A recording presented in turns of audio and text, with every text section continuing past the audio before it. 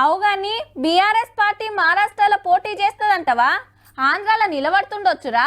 ఒరిస్సాలో ఎన్ని సీట్లకు సూటి పెడతారో, కర్ణాటకలో ఇప్పుడన్నా తాకత్ చూపిస్తారో అనే చర్చలు నడుస్తున్నాయి.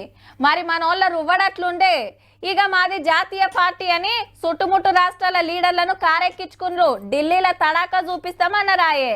కానీ ఈడే ఓడిపోయే వరకు అక్కడ ఎట్లుంటుందో కానీ మన కడగిట్లున్నది. మహబూబ్ నగర్ ఎంపీ సీట్ ఎట్లయినా గెలిచాలని ప్లాన్ వేసిండ్రు గులాబీ భవన్ లో కూకొని. దీని కింద 7 అసెంబ్లీ సీట్లుంటే 7 కాంగ్రెస్ గెలిచింది. Sitting MP Srinivas Reddy sir ను మార్చే ఛాన్స్ ఉందని మొన్న ఓడిన శ్రీనివాస్ గౌడ్, నిరంజన్ రెడ్డి, లక్ష్మారెడ్డి, మరి జనార్దన్ రెడ్డి సార్లు లైన్లు ఉన్నారు టికెట్ కోసానికి.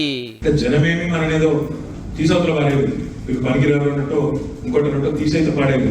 104 సీట్లకెళ్లి 39కి తగ్గినా తీసి పడేసినట్టు అనిపిస్తలేదట రామన్నకు.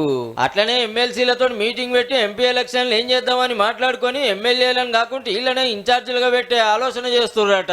ఇక కవితక్కతోటి సెల్ఫీలు దిగతానికి పోటీలు పడితే గీ కాక దోషుల నిండా నారింజ పిప్పరం ఎట్లు పెట్టిండు. హైదరాబాద్ ఆఫీసులు ఇట్లా నడిస్తే గజ్వేల్ కేసీఆర్ సార్ ను 3వ పారి గెలిపించినందుకు శనార్థి సభ పెట్టిండు హరీష్ రావు సారు. గజ్వేల్ లో కేసీఆర్ గారు ఇచ్చిన పనులు ఆపితే మా గజ్వేల్ ప్రజలు తిరగబడతారు, జాగ్రత్త అని చెప్పి నేను హెచ్చరిస్తాను. CM Revanth Reddy sir Davos meeting కు పోయిండు కదా పెట్టుబడులు తెస్తానికి. అయితే అప్పుడు ఇదే కాంగ్రెస్ వాళ్ళు ఏమన్నారంటే, ఏ దావోస్ దండుగా, ఇది పైసలు ఖరాబ్ అవుతున్నాయి, ఇదంతా ఖర్చు పెడుతున్నారు, ఇది దండుగా అంటారు. మరి మీరెందుకు పోయింది ఇప్పుడు? గజ్వేల్ కేసీఆర్ సార్ నోడగొట్టడానికి బీజేపీ కాంగ్రెస్ ఒకటైనా అని ఎడ్డిచ్చి దావోస్ మీటింగ్ లో అదానీ కంపెనీ తోటి అగ్రిమెంట్ చేసుకున్నందుకు క్వశ్చన్ వేసిండు. అదానీ అవినీతి వెనుక ప్రధాని ఉన్నాడని పొద్దుగాల రాహుల్ గాంధీ మాట్లాడితే, పొద్దుకేమో రేవంత్ రెడ్డి పోయి అదానీని అనిపించుకుంటాడు. మరి ఇప్పుడు ఈ రేవంత్ రెడ్డిది కరెక్టా, రాహుల్ గాంధీది కరెక్టా?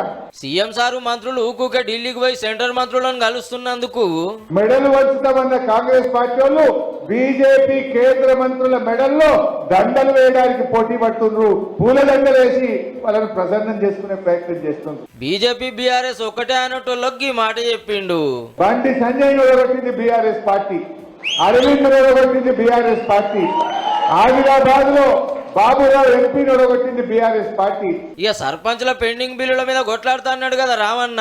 హంతకులే సంతాప సభ పెట్టినట్టుంది, అప్పుడెందుకు ఇయ్యలేదని ప్రశ్నించిండ్రు మంత్రులు.